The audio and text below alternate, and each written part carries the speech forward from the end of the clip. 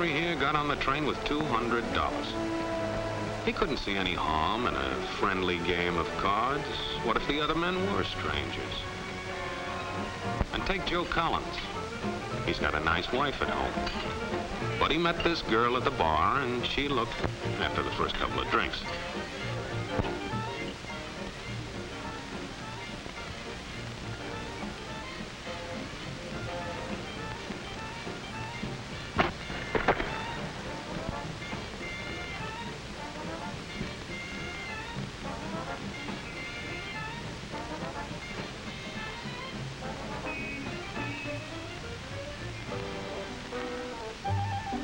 There's a good old-fashioned word for people like this. We call them suckers. And there are other people. People who stay up nights figuring out how to take away what they've got. There are all kinds of games. Mike here, for instance. He's got everything in me. He's young, he's healthy, got a job. And he's got plenty of food. Big factories to make things a man can use. Big cities to do the business of a big company. And people, lots of people. Enough to work the farm and build the factories, dig the mines, run the business. All kinds of people. People from different countries with different religions, different colored skins. Free people. They can live together and work together and build America together because they're free. Free to vote, to say what they please, go to their own churches, to pick their own jobs. Yeah, Mike's got something, all right. He's got America. But there are guys who stay up nights figuring out how to take that away from him. I happen to know the facts. Now, friends, I'm just an average American. But I'm an American. And some of the things I see in this country of ours make my blood boil.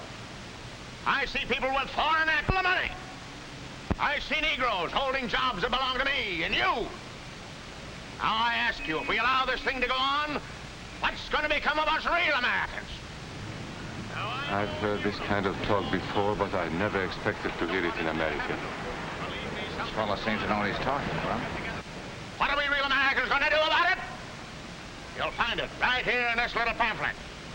The truth about Negroes and foreigners. The truth about the Catholic Church. Do you believe in that kind of talk? I don't know, makes pretty good sense to me. And I tell you, friends, we'll never be able to call this country our own until it's a country without. Without what? Yeah, without what? Without Negroes. Without alien foreigners. Without Catholics. Without Freemasons. You know these things. What's wrong with the Masons? I'm a Mason. Hey, that fellow's talking about me. And that makes a difference, doesn't it? These are your enemies. These are the people who are trying to take over our country. Now you know them. You know what they stand for. And it's up to you and me to fight them. Fight them and destroy them before they destroy us. Thank you.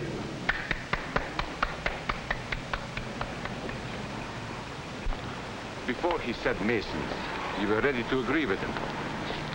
Well, yes, but he was talking about... What about those other people? But in this country, we have no other people. We are American people. What about you? You aren't American, are you? I was born in Hungary, but now I am an American citizen. And I have seen what this kind of talk can do. I saw it in Berlin. What were you doing there? I was a professor at the university. I heard the same words we have heard today. But I was a fool then. I thought Nazis were crazy people, stupid fanatics. But unfortunately, it was not so. You see, they knew that they were not strong enough to conquer a unified country. So they split Germany into small groups. They used prejudice as a practical weapon to cripple the nation. Of course, that was not easy to do. They had to work hard to do it. You see, we human beings are not born with prejudices. Always they are made for us, made by someone who wants something. remember that when you hear this kind of talk. Somebody's going to get something out of it, and it isn't going to be you. This is not classroom theory. I saw it happen. I saw it first in Berlin in 1932. 5 young men that I knew were standing in the crowd listening to the Nazi speaker. Eric was a Catholic. Anton, a student of mine, was a Jew. Heinrich owned a small hardware store. Karl was a farmer. And Hans was an unemployed metal worker. To all Bavarian Germans, I say it is time you inherited the nation which rightfully belongs to you. To you alone belongs the glorious destiny of the greater Germany. The Nazi Party will provide land for the farmer, work for the worker, and profits for the small businessman. Who is getting these things now? The Jew. The Jew who has stolen our nation and our birthright. Who makes all the money and takes all our jobs? The Jew! He must be shunned. He must be ostracized. He must be eliminated. And the Catholics. We don't want our great nation run by a foreign church. We Germans will know what to do with these people when the time comes. They and their faith must be destroyed. Then there are the Freemasons. In Germany, we have no place for secret societies. There will be only one society, and that is the Nazi Party. There will be no secrecy about that in the new greater Germany. One by one, he attacked each minority and he split them off one from the other.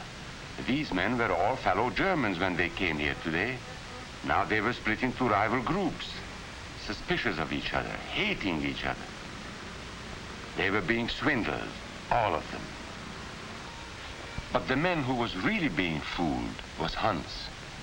He was pure German, according to Nazi standards. To him they promised everything, and he fell for it. That's how Hans became a Superman. They gave him a uniform and they pumped up his ego. He wasn't just a little fellow out of work anymore. He was a member of the master race. Hans and thousands of others like him, all playing a sucker's game. They gambled with other people's liberty, and of course they lost their own. A nation of suckers. Hitler needed these people. There was lots of work to be done. There were trade unions to be smashed, because unions were organized and might offer resistance. There were many political parties in Germany. These the Nazis destroyed. They were determined to smash every organization where people might band together and resist them. There were Jews to be beaten and killed. The Jews were not powerful, but they were a convenient excuse for all the nation's ills. And besides, a Nazi party member could not take over this man's store. Hundreds of Catholics were put in jail because the Catholic Church had strength and could resist the Nazi drive for power. They had split the nation into 100 pieces, and then one by one, they had destroyed the pieces. Over these broken pieces, the Nazis rode into power. One party, one nation, one religion. These men had won their struggle for power. They now ruled all of Germany. But still they had trouble with their oldest and most persistent enemy, the truth. They found that truth does not die easily, and so they decided to abolish truth. One great source of truth is literature, so they burned books, 20 million of them. Many great men in Germany who were spokesmen for truth were jailed or driven from their country. Teachers, writers, scientists. Education was discouraged. In 5 years, college attendance dropped 53%. It was forbidden to listen to a British radio program or read an American newspaper. In Nazi Germany, you had to get your information from Dr. Goebbels. He knew what was best for you. The church was one force in Germany still strong enough to proclaim the truth in public. This Catholic priest was arrested the following day on charges of immorality. The Protestant church also continued to try and fight for truth. The Nazis put this man in a concentration camp. There were others who spoke for truth, and I am proud to say that educators were among them. And what, may I ask, is an Aryan? I don't know myself. But let us see what our present so-called authorities have to say about him. They say he is tall,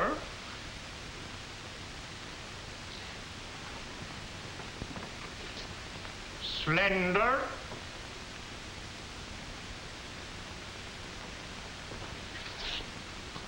blue-eyed, and blonde. There is no Aryan race. And more important, there is no master race. There are people who may find these ideas convenient, but science cannot support them.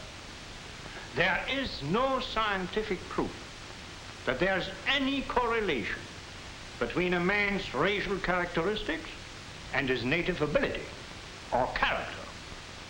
In all racial groups, we find the same range of potentialities.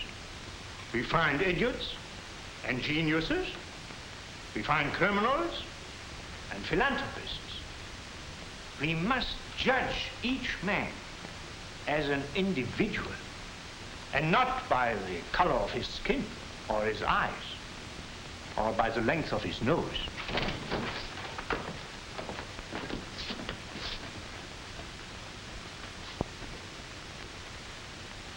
Come in, gentlemen.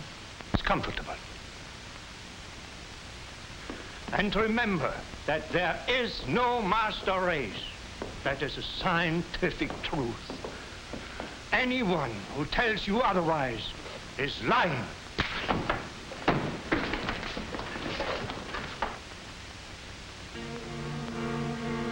And so for all practical purposes, truth had been abolished in Germany.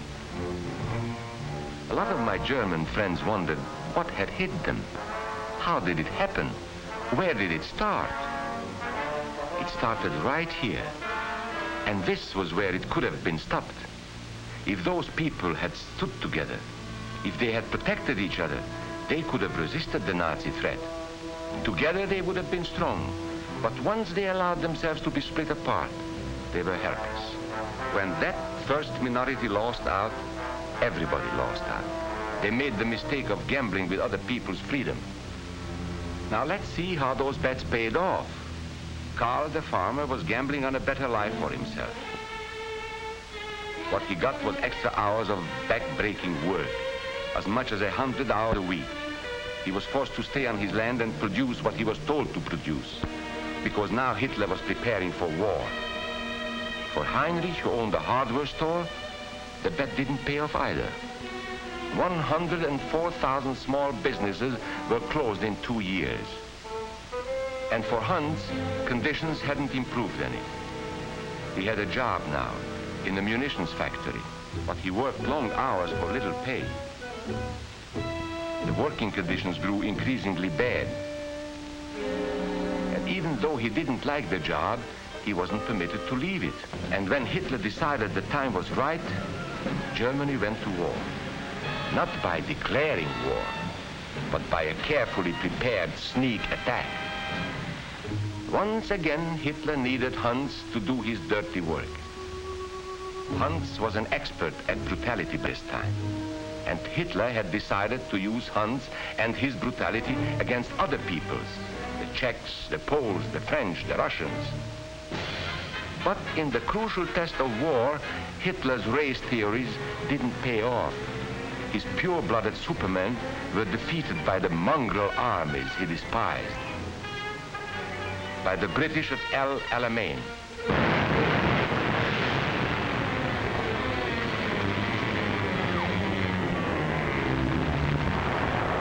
By the Russians at Stalingrad.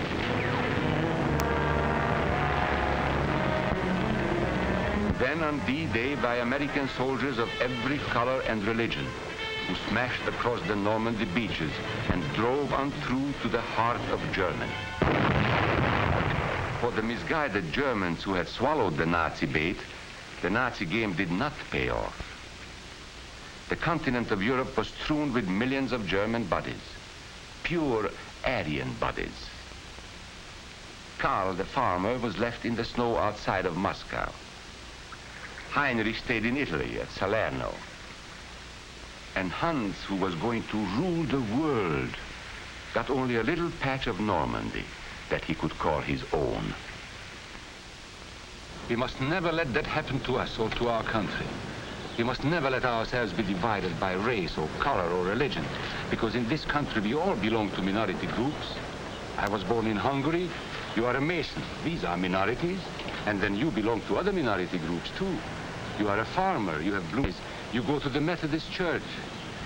Your right to belong to these minorities is a precious thing. You have a right to be what you are and say what you think, because here we have personal freedom. We have liberty. And these are not just fancy words. This is a practical and priceless way of living. But we must work at it. We must guard everyone's liberty, or we can lose our own. If we allow any minority to lose its freedom by persecution or by prejudice, we are threatening our own freedom. And this is not simply an idea. This is good, hard common sense. You see, here in America is not a question whether we tolerate minorities. America is minorities. And that means you and me.